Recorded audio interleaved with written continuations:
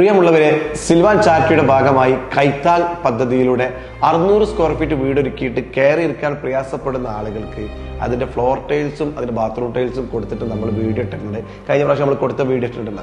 ഈ പ്രാവശ്യം നമ്മൾ അതുപോലെ ചെയ്യുന്നുണ്ട്. കഴിഞ്ഞ പ്രാവശ്യം 140 ആളുകൾക്കാണെങ്കിൽ ഈ പ്രാവശ്യം 200 വീടുകൾക്ക് കൊടുക്കാൻ നമുക്ക് സാധിക്കുന്നുണ്ട്.